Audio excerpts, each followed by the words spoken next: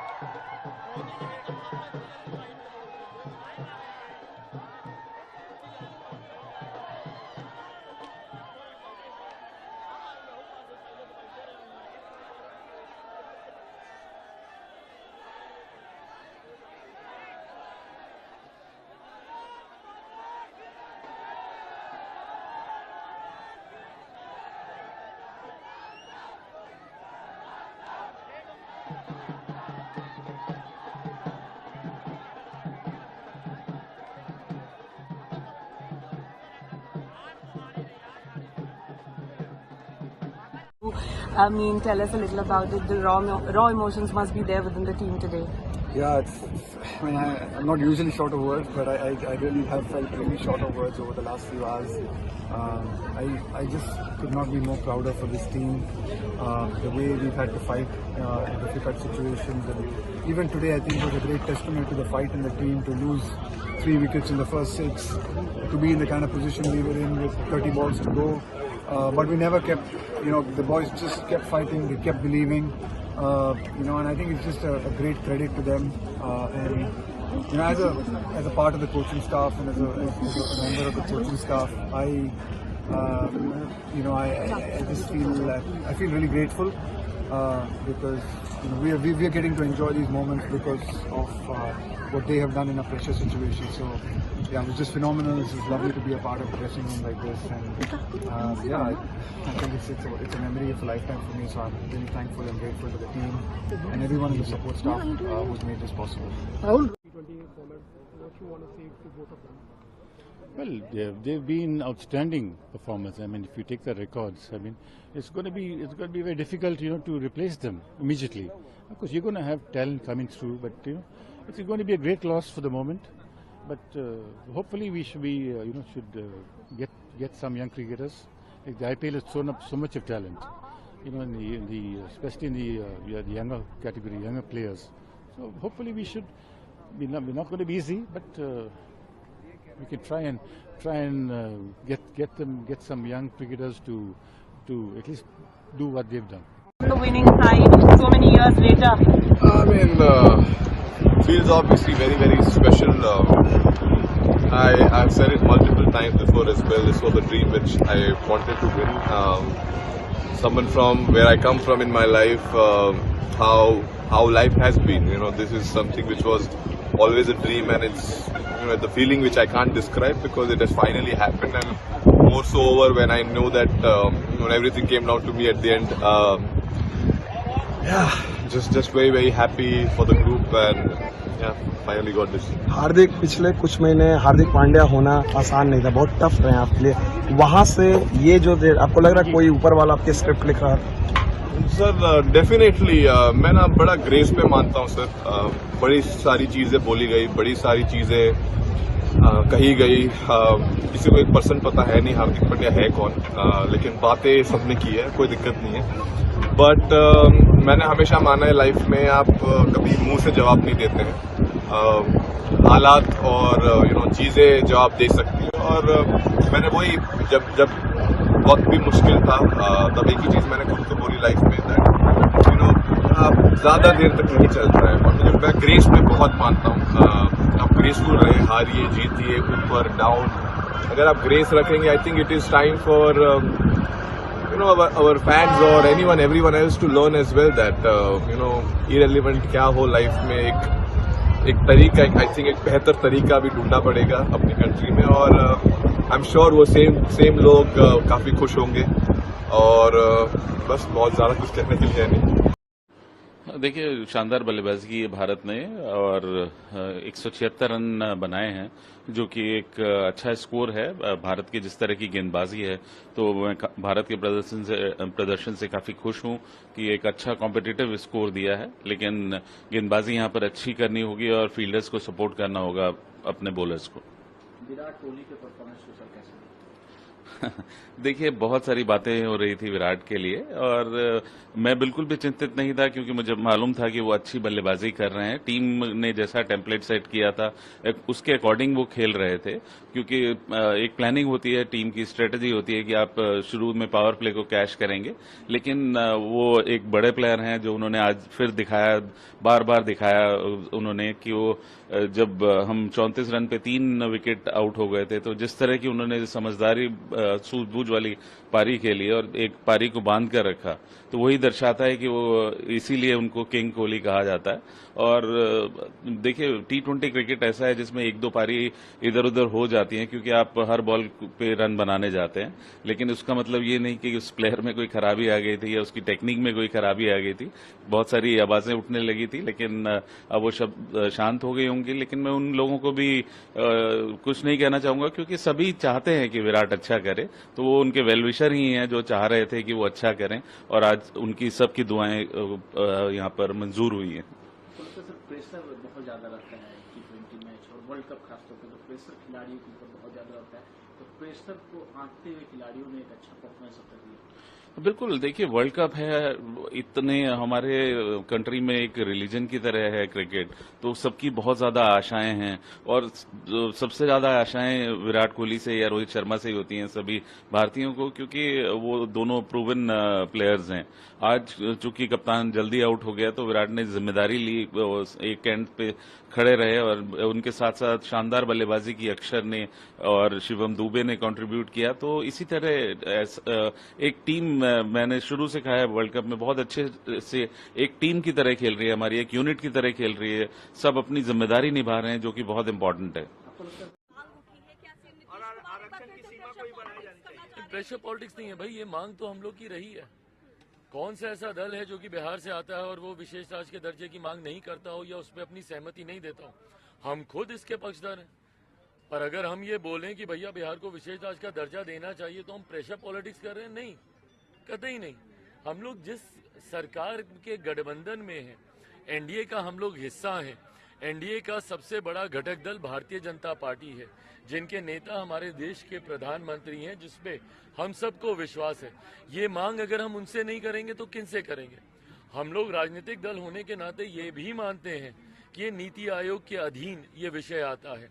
नीति आयोग के प्रावधानों के अनुसार इससे पहले जब प्लानिंग कमीशन होता था उसमें फिर भी कई ऐसे रिलैक्सेशंस थे जिसमें कई राज्यों को विशेष राज्य का दर्जा मिलता था। नए प्रावधानों के अनुसार जरूर इसमें कुछ टेक्निकल इश्यूज इसमें हैं, पर उसका भी मिलकर हम लोग समाधान ढूंढेंगे। जो जनता दल यूनाइटेड ने कहा है, ये मांग हम लोग की भी है कि बिहार को जल्द से जल्द विशेष राज्य का दर्जा मिलना चाहिए। अश्विनी चौबे ने कहा है नीतीश कुमार की खज्जी उड़ जाएगी, पता लग जाएगा उनको इस बार जनता कहाँ फेंकेगी। शांत किशोर का बयान है। देखिए, इस तरीके के दावे अक्सर पक्ष विपक्ष दोनों तरफ से किए जाते हैं। अंतोगत्वा फैसला चुनाव में सिर्फ और सिर्फ जनता लेती है। इस बार भी विपक्ष ने कई दावे किए थे लोकसभा के चुनाव में कि खाता नहीं खुलेगा एनडीए का, जीरो पर आउट हो जाएंगे, तमाम तरीके की बातें कही गई थी। हकीकत में परिणाम क्या हुआ? हम लोग अधिकांश सीटें हम लोग बिहार में जीतने का हम लोगों ने काम किया। मेरी पार्टी की अगर आप बात करेंगे तो 5 की 5 सीटें हम लोगों ने जीती, जहां पर विपक्ष के द्वारा ये भी दावा किया जा रहा था कि हम हाजीपुर भी हम हारे। तो ऐसे में इस तरीके की बातें कही जाती हैं, पर अंतोगत्वा जनता किसका साथ देती है। और एक बात स्पष्ट है कि जनता ने ये तय कर लिया है कि बिहार में डबल इंजन की सरकार से ही बिहार का विकास हो सकता है। एक लंबा समय बिहार में ऐसा रहा है जहां पे विरोधाभास की सरकारें रही हैं, केंद्र में कोई और राज्य में कोई और। ऐसे में एक लंबे समय के बाद जब बिहार को डबल इंजन की सरकार मिली है, इस सरकार पर बिहार की जनता का विश्वास है। जहां केंद्र के चुनाव में, लोकसभा के चुनाव में हम लोगों के पक्ष में बिहार की जनता ने मतदान करने का काम किया। जो कुछ सीटें भी हम लोग हारे हैं उसमें भी सबको कारण पता है, कहीं ना कहीं उसमें भी हम लोग अगर थोड़ी सी बेहतर तरीके से अगर हम ही लोग चुनाव लड़ते तो परिस्थितियां और बेहतर हो सकती थी।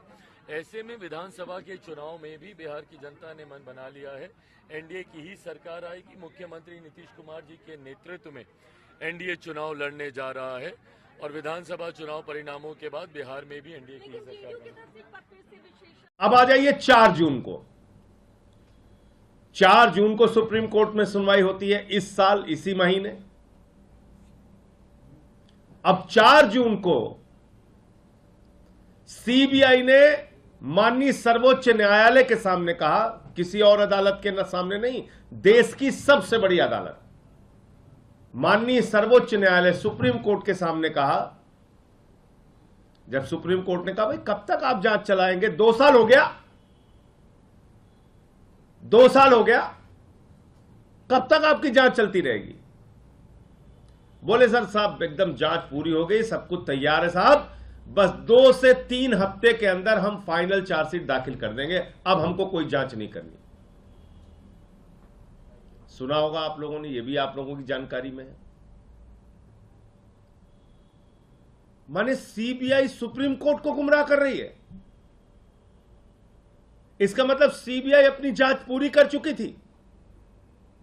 इसका मतलब सीबीआई को आगे जांच नहीं करनी थी, इसका मतलब सीबीआई को कोई और गिरफ्तारी नहीं करनी थी।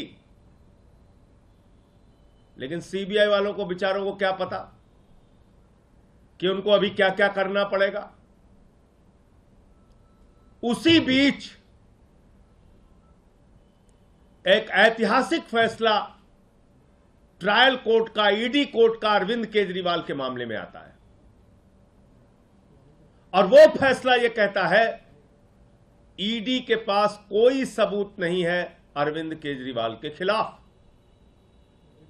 ईडी दुर्भावना से काम कर रही है अरविंद केजरीवाल के खिलाफ।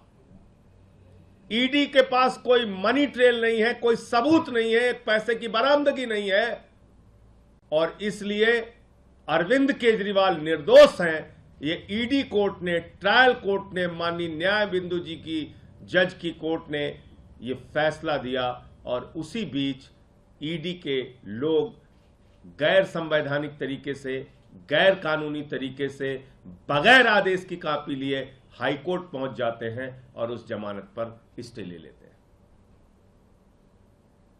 अब केंद्र सरकार को लगा कि अरे ये तो केजरीवाल बाहर निकल जाएंगे। जिस सीबीआई ने कहा जांच पूरी हो गई है, 2 से 3 हफ्ते में फाइनल चार्जशीट दाखिल हो जाएगी, उसको केंद्र सरकार ने कहा, बीजेपी की सरकार ने कहा, मोदी की सरकार ने कहा जाओ तुरंत अरविंद केजरीवाल पे नया मुकदमा लिखो और उनको गिरफ्तार करो। जांच एजेंसियों का कितना खुला दुरुपयोग हो रहा है, इससे बड़ा कोई उदाहरण नहीं मिल सकता। तुरंत पहुंच गई सीबीआई जेल, 3 घंटे तक वहां पूछताछ किया, दूसरे दिन कोर्ट में हाजिर करा लिया, फिर उनकी गिरफ्तारी कर ली, फिर उनकी 3 दिन पुलिस रिमांड ले ली सीबीआई ने और 3 दिन के बाद आके कह दिया साहब अब जांच नहीं करनी, इनको जुडिशियल कस्टडी में भेज दीजिए। आपने मजाक बना रखा है न्यायालयों का, मजाक बना रखा है कानून व्यवस्था का, मजाक बना रखा है इस देश के संविधान का। एक मुख्यमंत्री जिसको आपने 2 साल तक गिरफ्तार नहीं किया, कोई सबूत नहीं थे आपके पास, लाखों पन्ने आपने छिपा के रखे हुए हैं ईडी सीबीआई ने, और अचानक आपको लगा कि अरे ये तो बाहर निकल जाएंगे, सुप्रीम कोर्ट से भी ट्रायल कोर्ट की जमानत पर मोहर लग जाएगी, उससे पहले आपने फर्जी मुकदमा लिखा, उनको गिरफ्तार कर लिया। किसके इशारे पे? मेरा सीधा आरोप है केंद्र सरकार के इशारे पे, भारतीय जनता पार्टी के इशारे पे, प्रधानमंत्री नरेंद्र मोदी के इशारे पे। आपने एक लाखों पन्ने की तो चार्जशीट दाखिल कर रखी है अलग अलग मामलों में, लाखों पन्ने आपने छिपा रखे हैं, आपकी जांच अंतहीन तरीके से चल रही है, मुकदमे पे मुकदमा लिखे जा रहे हो।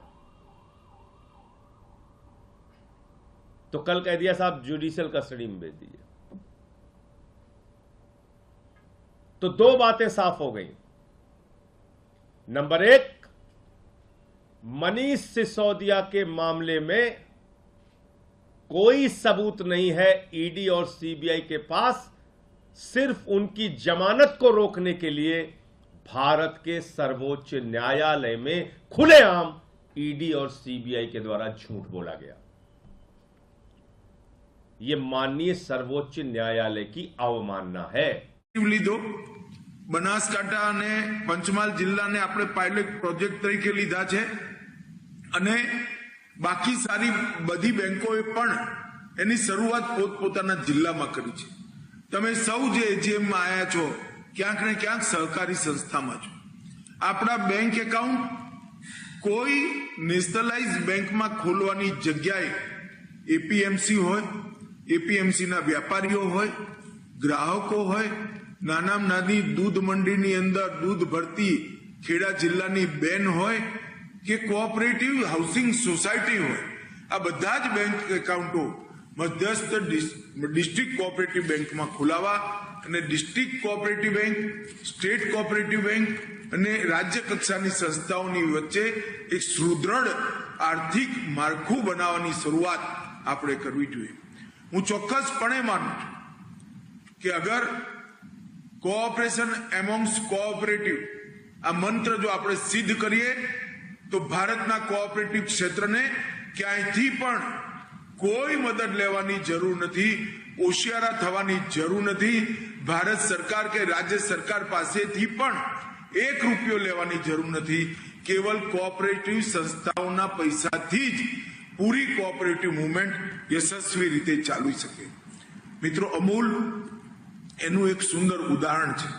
આજે અમૂલે સૌ